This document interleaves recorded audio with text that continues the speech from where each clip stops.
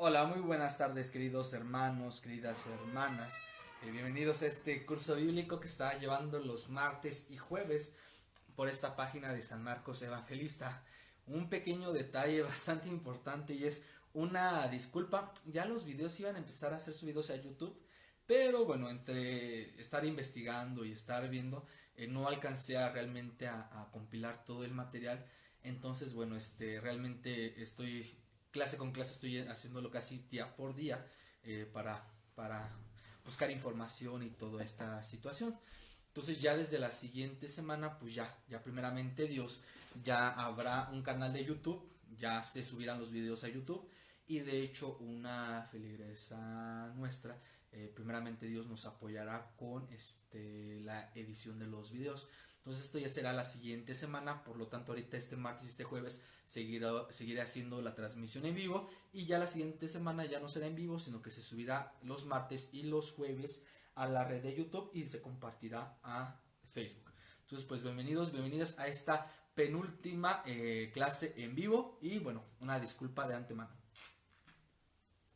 Bienvenidos. Pues bueno, queridos hermanos y hermanas, estamos en la clase de Biblia y bueno, les dejamos o dejé una tarea la semana pasada y fue leer básicamente el primer capítulo y el segundo capítulo del libro del Génesis. Son los dos capítulos que da inicio a esta Sagrada Escritura. Para esto recordemos algo muy importante antes, cosas básicas. Primero, recordemos, la Biblia está dividida en dos grandes partes, Antiguo Testamento y Nuevo Testamento. En este caso, el Nuevo Testamento, el Antiguo Testamento que diga, tiene varios libros. Entre ellos tiene los 5 primeros libros que se conocen como Pentateuco. El Pentateuco está conformado precisamente por 5 libros, los cuales son Génesis, Éxodo, Levítico, Números y Deuteronomio. Estos libros, recordemos también que dentro del judaísmo se conocen como la Torah, es decir, la ley. Para el judaísmo la ley civil, la ley religiosa que rige sus vidas, ¿no? Hay compendios enormes sobre la interpretación precisamente del Pentateuco, de la Torah, de la ley. De ahí se basa toda la ley religiosa, cultural del pueblo judío, del pueblo hebreo. Ya no tanto cultural, porque precisamente ya no hay un templo, pero bueno, sí, o sea, sigue siendo importante, sigue siendo la ley dentro del judaísmo, dentro de la práctica ética moral del judaísmo. Entonces esto es muy importante. Dentro de estos libros encontramos el primero que es Génesis, y el Génesis leímos los primeros dos capítulos, el primero y el segundo capítulo. Aquí vamos a encontrar algo muy interesante. El primer capítulo del Génesis realmente no inicia el primer capítulo del Génesis realmente no termina acabando el capítulo 1, sino que el capítulo 1 termina en el capítulo 2, versículo 4. Si lo leyeron con atención, empieza Génesis 1 y al Génesis capítulo 2, versículo 4 vamos a encontrar realmente todo este relato que es un poema de la creación. Si lo leyeron o lo han leído, sabemos que Dios, no había nada en el principio, creó Dios, creó la luz, creó el sol, la luna, los animales, etcétera. Vio Dios que esto era bueno y al final Dios descansa el séptimo día, ve toda la obra que ha creado, toda la creación y descansa el séptimo día como una cuestión de, ya pasamos 6 días, el séptimo día Dios descansa y en el versículo 4 del capítulo 2 encontramos, y estos fueron la historia de la creación de los cielos y de la tierra. Sí, este primer poema es importante por eso, porque vamos a encontrar precisamente la introducción al libro del Génesis, es su prólogo, por decirlo de algún modo, es el inicio de este libro. Pero por ser su inicio no implica que haya sido escrito primero. De hecho, generalmente el prólogo es lo que se escribe al final. El prólogo, esta parte del Génesis del capítulo 1, versículo 1 al capítulo 2, versículo 4, fue escrito alrededor del siglo sexto y quinto aproximadamente antes de Cristo. Y bueno, uno se preguntará, ¿y esto de qué nos serviría saberlo? Bueno, es que el siglo sexto y el siglo quinto antes de Cristo son siglos muy importantes dentro del judaísmo. Recordemos que en el siglo sexto el imperio de Babilonia, que se encuentra en Mesopotamia, recordemos Mesopotamia es el lugar donde se encuentra el río Tigris y el Éufrates, que es el actual Irak. De hecho, pueden ver un mapa mundi y van a encontrar ahí norte de Arabia Saudita y en esa zona Irak. Entonces esa era la zona de Babilonia. Babilonia llega al pueblo judío, que es literalmente ya el pueblo judío, el reino del sur de Israel, el reino de Judá, destruyen el templo, destruyen el pueblo entero, se llevan al pueblo a la cautividad, a la esclavitud, y es un drama nacional. El templo destruido, la nación derrotada, el pueblo en esclavitud, yéndose a deportación, etcétera. ¿No? Es un momento trágico, terrible para el pueblo judío, es un momento horrible y tristísimo para el pueblo judío. Las tropas de Nabucodonosor entran a Judá, destruyen el templo, pasan a filo de espada a los varones, a mujeres, se llevan a cautividad a otro tantos. Es un drama terrible. Y esto hay que entenderlo, bueno, y al entender esta parte podemos ir entendiendo por qué el prólogo del Génesis es tan importante. El Génesis va a tratar los orígenes del mundo, de la existencia, por supuesto, pero también tiene un objetivo aún más amplio, y es, primero, reafirmar la fe del pueblo de Israel. El pueblo judío se siente derrotado, está derrotado, no solo se siente, está derrotado religiosamente, moralmente, está derrotado. Se supone, imagínense, ustedes fueran del pueblo judío, ustedes son el pueblo escogido, ustedes son el pueblo de la alianza, el pueblo que Dios ha escogido como su heredad. La tierra que se supone que es de ustedes, la tierra que supone que les pertenece por derecho, ha sido destruida, ha sido destruido el templo, nos han llevado a la cautividad, a la esclavitud. Entonces es un momento de derrota total.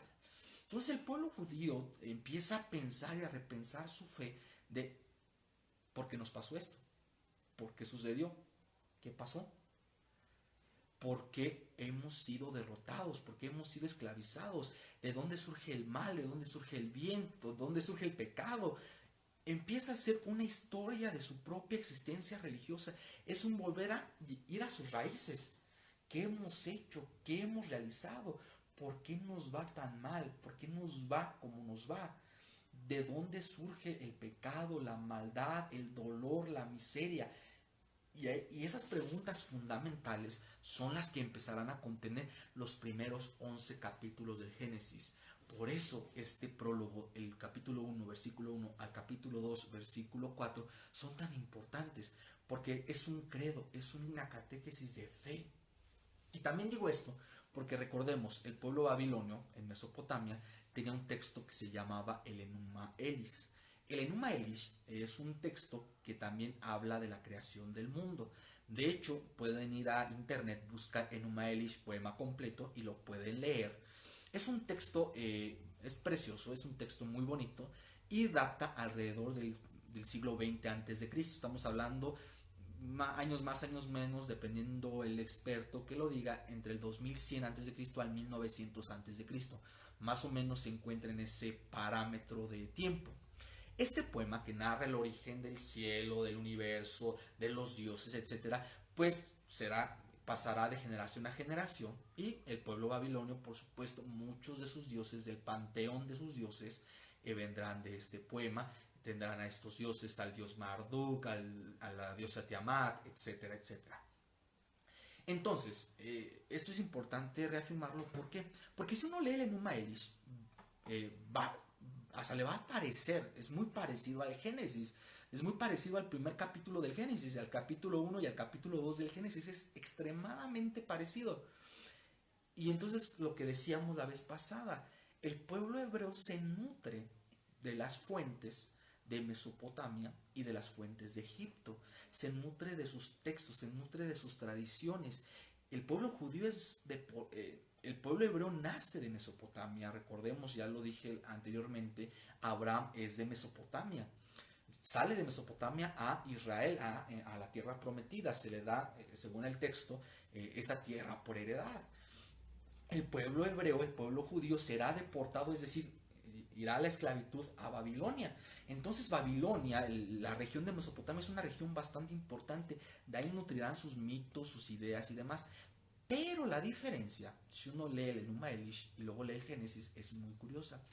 El Enuma Elish habla precisamente de la creación del universo, la creación de los dioses, pelea de algunos dioses, pues algunos dioses se empiezan a pelear, se relata a qué dios le corresponde cada área, es decir, cada dios va a gobernar cierta parte del universo, de la creación, y posteriormente, después de todo esto, la creación del ser humano. Y pues, se preguntarán, bueno, ¿por qué nos interesa saber esto? Porque es donde vamos a ir notando las diferencias en el libro del Génesis. Cuando uno lee el libro del Génesis, si se da cuenta, y si lo leyó el capítulo 1 y el capítulo 2, se va a dar cuenta de algo. No hay pelea de dioses, no hay más dioses, solo hay un Dios creador. No hay una multitud de dioses, no hay una creación de dioses, no hay una pelea entre dioses, solo hay un Dios creador, solo hay un protagonista que es Dios, que es el Dios Yahvé. No hay más dioses, no hay peleas entre dioses, no hay guerras entre dioses, no hay nada de eso. Solo es un Dios creador, un personaje principal que está creando. Y eso es algo importantísimo porque en prácticamente todas las mitologías, no puedo decir todas porque no conozco todas, pero en las que conozco, y sobre todo en estos pueblos cercanos de Mesopotamia, de Egipto, posteriormente de Grecia, etcétera, siempre la creación del universo, antes es creación del universo, creación de dioses, pelea entre dioses, y después de la pelea entre dioses, creación de la vida y demás. Recordemos, por ejemplo, en los mitos griegos, la humanidad, la vida nace de una muerte. El dios Urano, el dios Urano no es asesinado, sino es sometido por su hijo Cronos. Cronos le corta sus testículos al dios Urano, sale semen, este semen cae en la diosa Gea, que es la diosa tierra, y de ahí nace la vida. Entonces veremos en cada mitología, en cada relato de mitos, siempre que hay una pelea entre dioses, que hay creación de dioses, etcétera, etcétera. Pero aquí nos damos cuenta de algo, no hay más dioses, no hay pelea entre dioses, no hay creación de dioses, solo es un único Dios creando todo, creando el universo. Esto se vuelve fundamental y es una declaración de fe. Este pueblo judío que ha sido desterrado a Babilonia, que ha sido esclavizado, empieza a replantearse su fe, empieza a pensar nuevamente su fe, de dónde vienen, quiénes son, quién es su Dios. Y en este replantearse su fe, por inspiración divina, van creando el texto del Génesis, el capítulo 1, capítulo 2. Esta creación literaria, que será una creación sacerdotal, será una unión de tradiciones orales del propio pueblo hebreo, pero también de estas tradiciones de Mesopotamia, y creará algo totalmente nuevo y único. No es un relato de lucha entre dioses, no es un relato de muertes entre dioses, no es un relato de varios dioses, es un único Dios creando el universo y gobernando el universo. Esto se vuelve totalmente innovador y nuevo. Eso es lo que realmente es maravilloso en el texto bíblico y en estos primeros dos capítulos del Génesis. Porque entonces vamos viendo que el interés de estos capítulos no es científico. No se trata de si fueron los orígenes científicos del universo, si se dio por el Big Bang, etc. No trata absolutamente nada de eso. El texto del Génesis es ante todo un texto catequético que quiere instruir en la fe algo, que hay un solo Dios verdadero y que este Dios es un Dios creador de todo. Es decir, Dios no necesitó ayuda de otros dioses, Dios no creó otros dioses, es la vida humana, no surgió de la pelea entre los dioses, nada de eso. Es un Dios que ha creado todo. Y algo que el texto de Génesis este primer capítulo va a tener en cada estribillo va a ser: y vio Dios que era bueno. En cada Dios crea algo, crea la luz, crea las plantas, crea lo que crea. Después de la creación va a decir: y vio Dios que era bueno. Esto es algo muy significativo porque precisamente esa es la idea. La creación no ha sido producto de una guerra, la creación no ha sido producto de una situación de muertes entre dioses, de peleas entre dioses. La creación ha sido parte de un plan y de una creación de un Dios amoroso, de un Dios misericordioso, de un Dios creador. Dios lo ha creado todo bueno. Esto es algo también totalmente innovador y maravilloso. Entonces nos vamos dando cuenta que, que el libro de Génesis no trata de una cuestión científica, no trata de instruirnos cómo sucedieron las cosas científicamente, sino que trata de una enseñanza de fe. Que esta enseñanza de fe es: Dios lo ha creado todo y por lo tanto Dios gobierna su creación.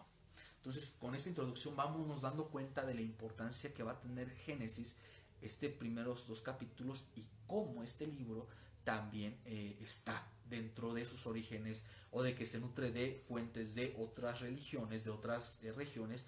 Va a ser totalmente innovador y nuevo. ¿Por qué? Porque va a incluir cosas que en otro lado no existían. Es por inspiración divina, lo diríamos de manera religiosa, que va a incluir ciertos detalles que en otros textos no se incluyen, no existen. Es totalmente innovador en ese sentido. Pues mira, si vamos de hecho al capítulo 1 del Génesis, versículo 1, vamos a leer, ¿no?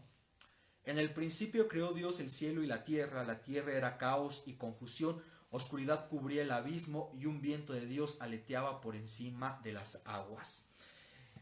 Recordemos algo muy importante: el pueblo hebreo no tiene la palabra de universo, de cosmos. Es decir, siempre en la literatura bíblica la totalidad de algo va a ser nombrada por dos extremos opuestos. Por ejemplo, cielo y tierra hacen referencia al universo entero, hacen referencia a toda la creación. Los hebreos no podían decir al cosmos, al universo, porque no tenían esa palabra. Entonces ellos, para señalar la totalidad de algo, hacían lo que se conoce como paralelismo, mención a dos detalles: cielo, tierra, o por ejemplo la totalidad de la humanidad vendrán de oriente y de occidente, es decir, los dos polos opuestos que refieren toda la totalidad de la tierra, del planeta, de los seres humanos. Entonces aquí vemos algo: Dios crea este cielo, esta tierra, ¿no? Bueno, vemos primero que en el principio creó Dios el cielo y la tierra. La tierra era caos y confusión. Caos y confusión es tohu y bohu. Estas palabras en hebreo, tohu y bohu, eran realmente, hacen referencia precisamente al caos. Es un resabio de las divinidades mesopotámicas del caos, pero aquí no tiene una referencia en ese sentido de divinidad, sino que esta confusión es el caos. Estará la idea de que Dios de ese caos le ha dado orden, es decir, Dios ordena el caos. Pero también a la larga se ha entendido este texto como que Dios ha creado el universo de la nada. Ambos textos están correctos en ese sentido. La idea es que Dios ha creado todo de la nada y que esta nada se representa con ese caos. El Espíritu de Dios revolotea sobre la creación. Esta idea de revolotear es como un huracán, como un viento fuerte. Este aletear del Espíritu Santo, como cuando el Espíritu Santo baja como una paloma con Jesús. La idea es, no es que es una paloma, sino que baja como volando, ¿no? Este volar de Dios sobre la creación. Entonces, la idea es esta, ¿no? Todo era un caos, el Espíritu de Dios volaba sobre la creación y de este caos nacerá, de esta nada, Dios creará el universo. Y eso también nos enseña algo importante, ¿no? Que otras mitologías no van teniendo. Aquí me detengo a algo muy importante que no dije. Los primeros textos de la Biblia son mitológicos. De hecho, el Génesis sobre todo es un libro mitológico. Generalmente esto nos puede escandalizar. A veces cuando hablamos de mitos estamos hablando como de mentira. Por ejemplo, si decimos tal persona es mitotero o mitotera, ¿qué estamos diciendo? Pues que tal persona es una chismosa, es mentiroso, es mentirosa. Entonces la idea no es eso. El mito no refiere a mentiras. El mito es una narración en símbolos que quiere marcar una realidad. Es decir, los mitos son narraciones honestas, son narraciones verdaderas, pero que están narradas en símbolos, en simbolismos. Estos simbolismos los debemos interpretar. Entonces, en efecto, la Biblia es un libro de muchos mitos. Por supuesto que lo es. La Biblia es un libro de mitos. Claro que lo es. El Génesis es un libro de mitos. Por supuesto que lo es. Entonces, ¿qué? ¿Dios no creó el mundo en 7 días naturales? Por supuesto que no.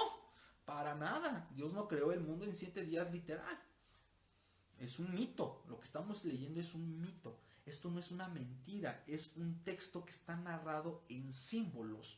Y que estos símbolos al interpretarlos, vamos a entenderlos, vamos a descifrarlos y quieren marcar una realidad honesta, una realidad evidente, una realidad que va más allá del habla, del raciocinio, sino que solo se puede interpretar precisamente en mitos. Los mitos son muy importantes en nuestra historia de vida. Los mitos nos conforman como humanidad. Esto es realmente importante. El mito es honesto, el mito es real, pero el mito está encriptado en símbolos. Y estos símbolos los tendremos que estar interpretando para entenderlos. Muy bien. Entonces vemos esta realidad, Dios crea, no hay nada, está el caos, esta parte. Pero aquí volvemos a lo mismo, no vemos a una serie de dioses, no vemos que Dios esté compitiendo con otros dioses, no vemos una guerra de dioses, solo un Dios que está en la nada y que a partir lo siguiente dice, dijo Dios haya luz y hubo luz. Dijo Dios haya luz y hubo luz. Aquí pasa algo, Dios no crea en ese sentido a otros dioses, Dios no va a crear a más dioses, todo es obra de Dios. Toda creación que de aquí siga en adelante es obra de Dios, es creación de Dios. No tiene ningún poder divino, ningún poder místico. Todo es obra de Dios, es creación de Dios y está subordinado a Dios. Esto es parecerá absurdo lo que estoy diciendo, parecerá que ya de la menor importancia, pero imagínense en el siglo sexto, en el siglo quinto antes de Cristo, decir que no hay más dioses, que es el único Dios y que este Dios ha creado frente a otras culturas totalmente politeístas, frente a otras culturas que creen en varios dioses, era toda una confesión de fe, un signo de identidad. El pueblo judío, el pueblo hebreo está en este texto narrando su identidad, entendiendo su identidad, es muy importante. Ya después Dios dijo, haya luz y hubo luz. Aquí es algo, Dios habla, la palabra de Dios es creadora. Esto será muy importante más allá de las interpretaciones cristianas de las que luego hablaré, sino que la palabra de Dios es efectiva. Generalmente nosotros como seres humanos tenemos problema con la hipocresía, ¿no? Siempre creo que la mayoría de personas decimos, es que lo que me molesta es que me digan algo y me mientan. O hasta cuando escuchamos a nuestros abuelitos, a la gente mayor, dicen frases como cuando la palabra valía. Es decir, antes no tenías que firmar ningún papel, nada, sino que uno daba su palabra y esa palabra valía. Aquí marca una realidad. La palabra de Dios tiene eficacia, a diferencia de la palabra humana. La palabra de Dios dice algo y se hace.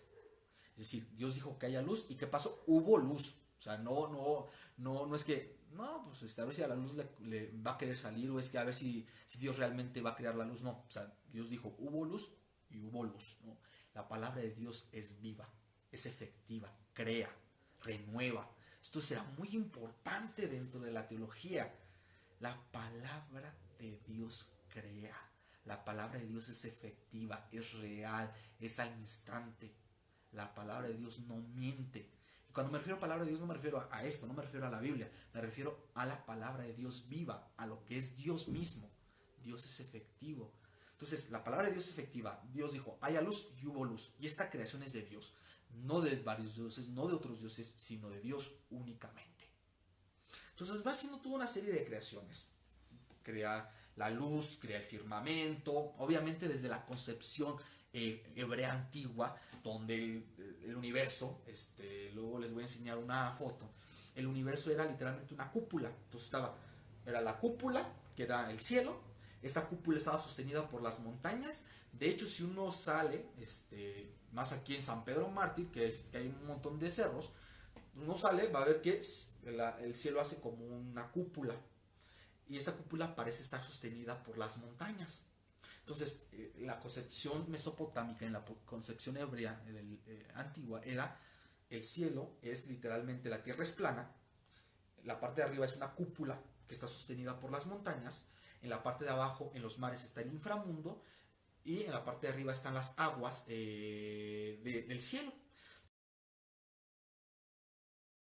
Entonces, esa es la concepción del mundo. Entonces, obviamente, el texto hebreo está narrando la forma de la creación en que los hebreos, en que el pueblo antiguo pensaba que era el mundo.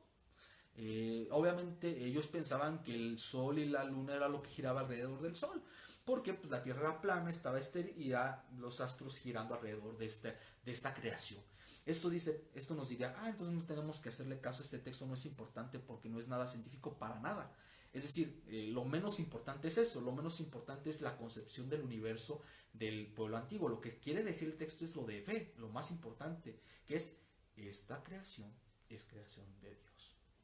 Sea la concepción que sea, pone el universo como el pueblo hebreo antiguo, como una cúpula, o en el Big Bang, la creación de Dios es la creación de Dios. Es decir, todo lo que ha sido creado, sea de la manera que haya sido, sea de la forma que haya sido, ha sido creación de Dios.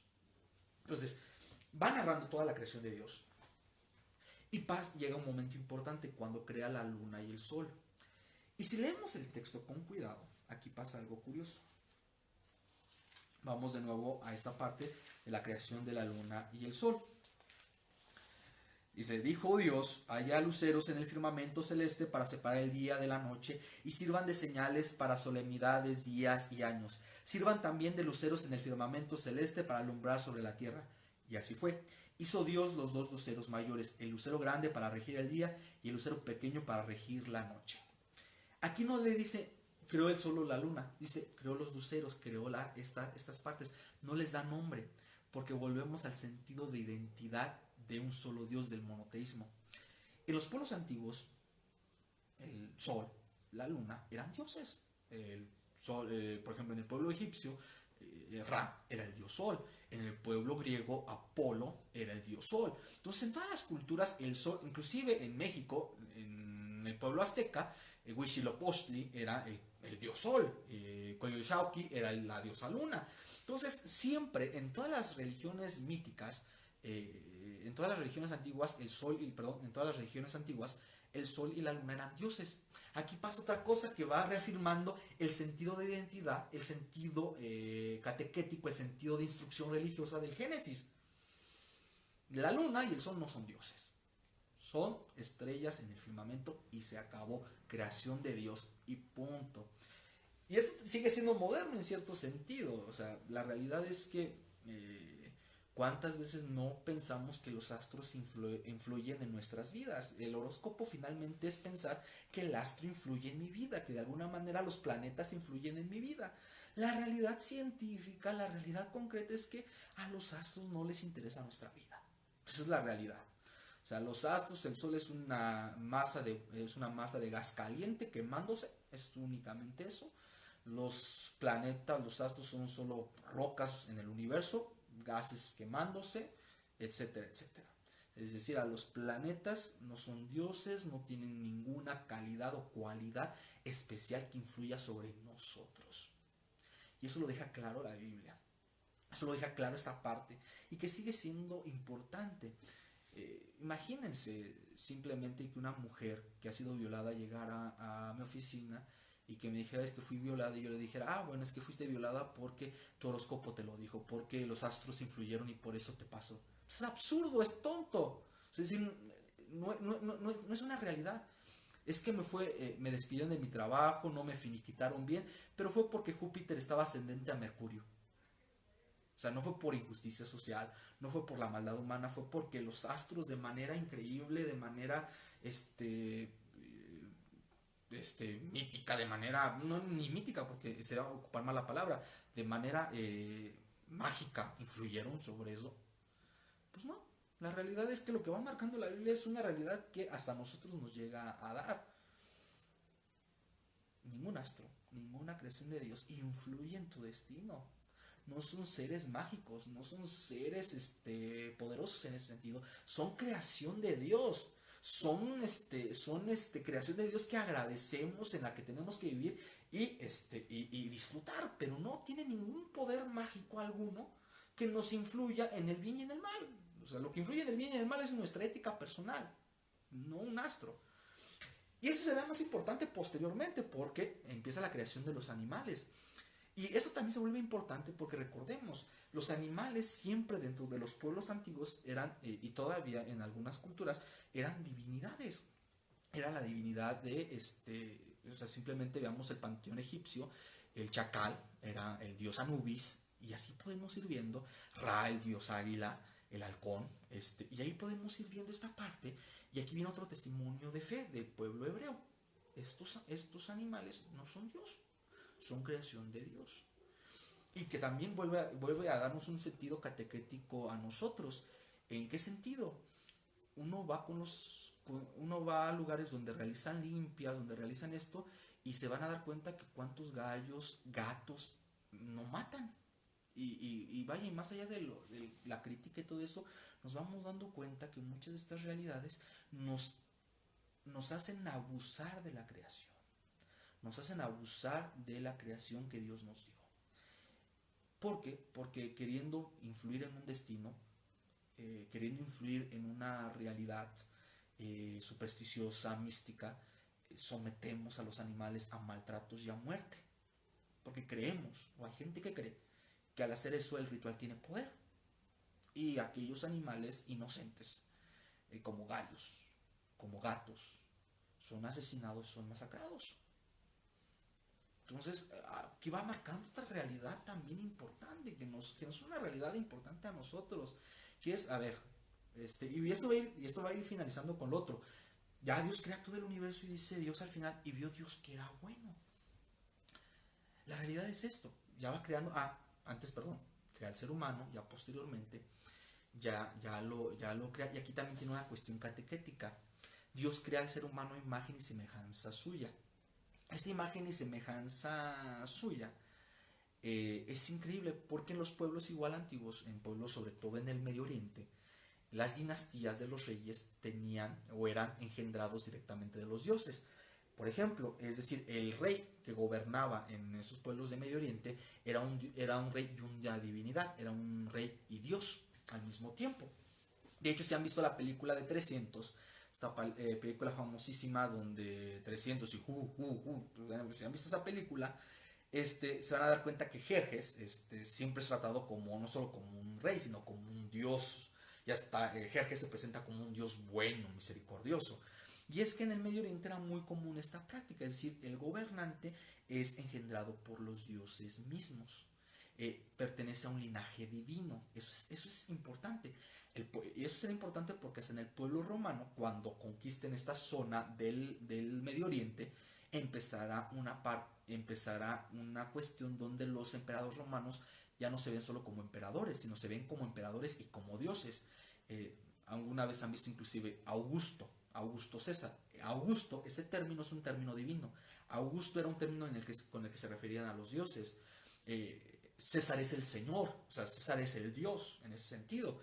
Y esto viene de influencia del Medio Oriente. Entonces, en el pueblo del Medio Oriente, en varios reinos del Medio Oriente, incluido Babilonia, el rey era de linaje divino. Aquí pasa algo increíble.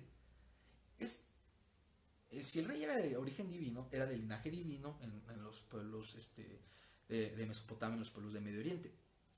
En la Biblia marca algo que es algo increíble. El linaje divino todos lo tenemos. Por más rey que seas o por más plebeyo que seas, el origen divino es equitativo e igual. Dios creó a toda la humanidad a su imagen y semejanza, hombres y mujeres por igual, de la burocracia, de la aristocracia, de las partes más altas a las partes más bajas. Toda la humanidad es a imagen y semejanza de Dios, hombre o mujer, niño o niña, sea lo que sea. Y aquí es una cuestión catequética o más fuerte, o sea, ya no, entonces el rey ya no es, aquí marca una cuestión catequética muy importante. El rey no es el único que tiene linaje divino.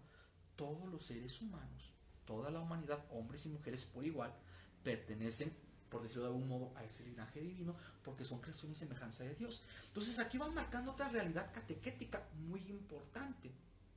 Y al finalizar toda esta parte, que de hecho es mi parte favorita, porque ya iremos viendo el capítulo 2 más adelante, donde se habrá inclusive cierta justificación al machismo, a la violencia de género.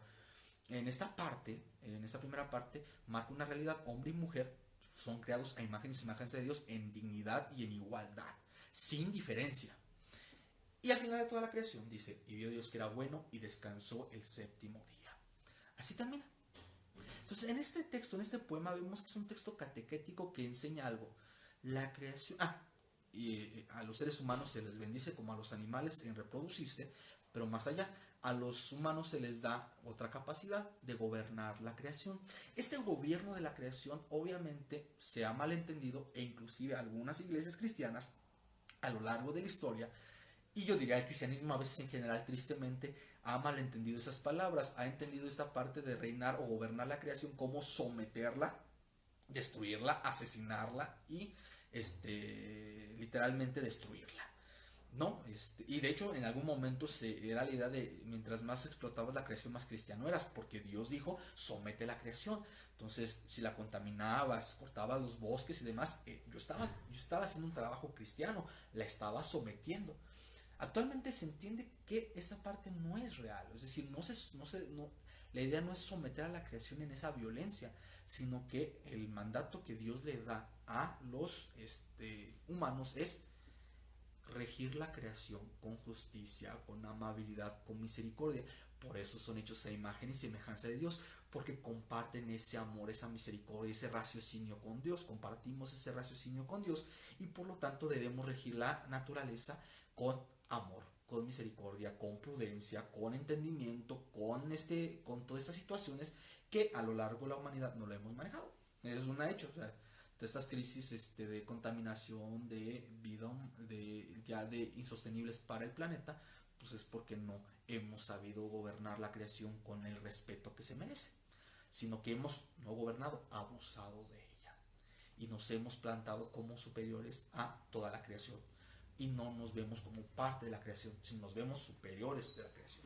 Y no es la idea, el humano es parte de la creación y en esta parte de la creación el humano tiene la responsabilidad de cuidar la creación. Entonces aquí vemos que el texto es importantísimo. Este texto se vuelve importantísimo porque es una cuestión de fe, una cuestión catequética de fe.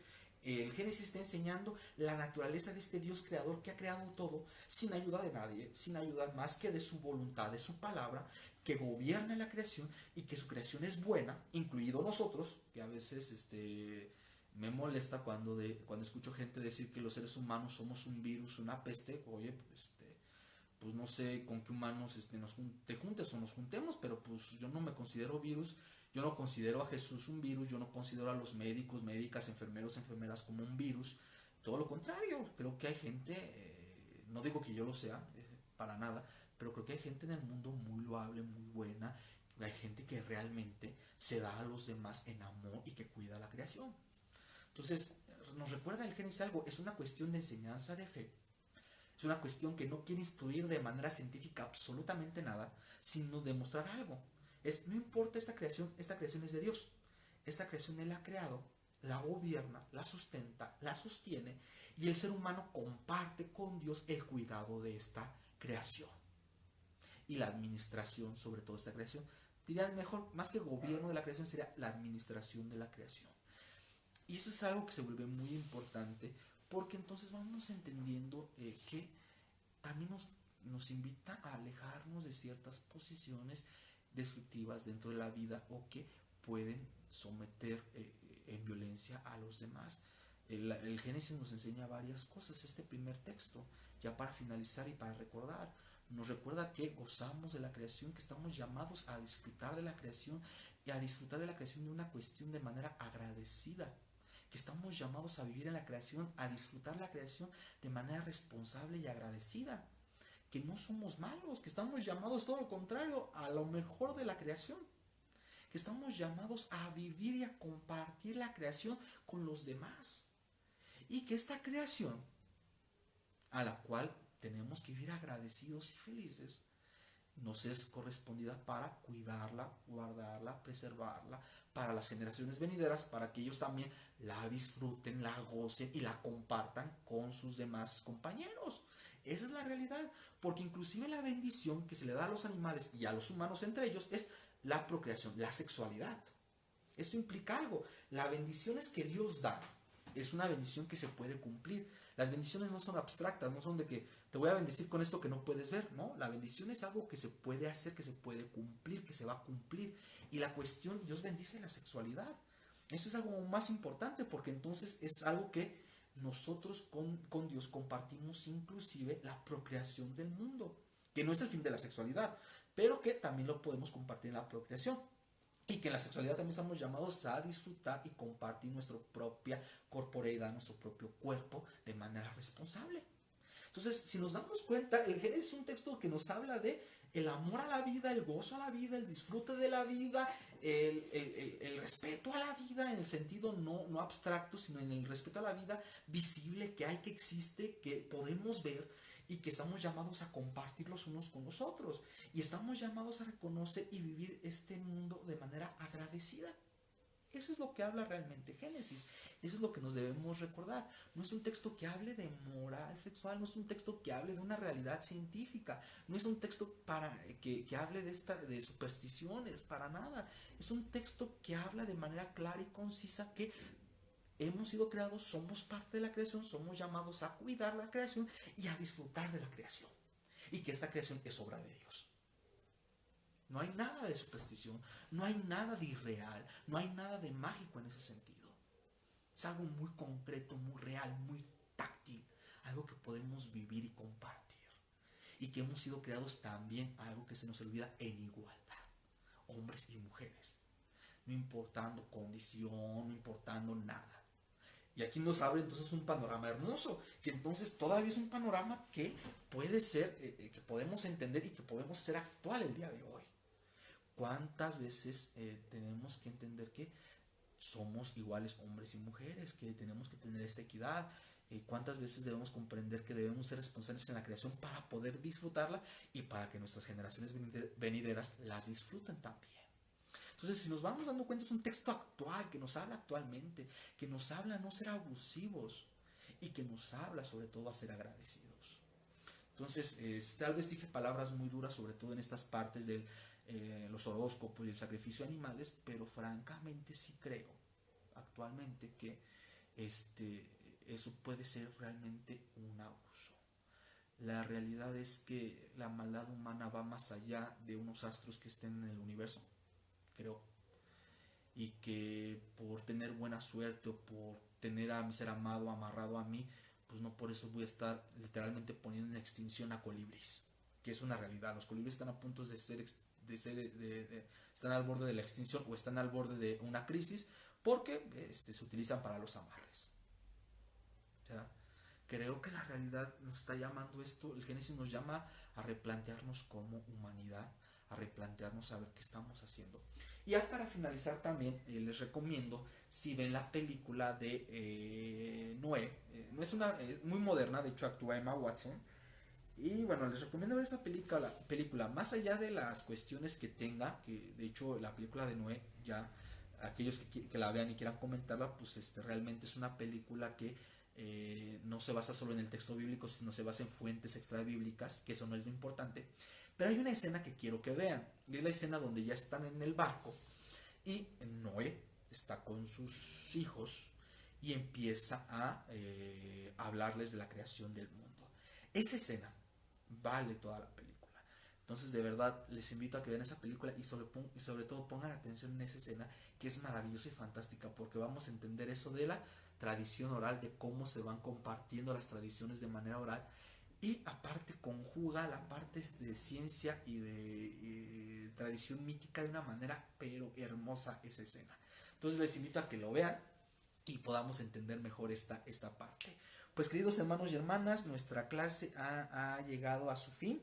Les agradezco su tiempo, fue un poquito más largo de lo que esperaba, les pido una disculpa. Pero bueno, ya la siguiente parte, lean de nuevo el capítulo 2 y ahora sí el capítulo 3. Vamos a ir parte por parte y de ahí vamos ya a ir viendo toda esta parte del Génesis. Nos quedamos con esta idea, el libro del primer capítulo y segundo capítulo de Génesis. Bueno, esta primera parte es escrita ya en el siglo VI, siglo V. Es un texto que es una catequesis de fe, es decir, manifiesta a un Dios único que ha creado todo sin ayuda de nadie, sin guerra con otros dioses, y que eso que ha creado ha sido bueno. Y que ha sido bueno para que sea compartido con todos. Es decir, Dios crea para compartir la creación y nos crea a nosotros para que nosotros compartamos la creación. Entonces esa es la idea básica de este prólogo del Génesis. Pues queridos hermanos y hermanas, pasen excelente noche, les mando un fuerte abrazo.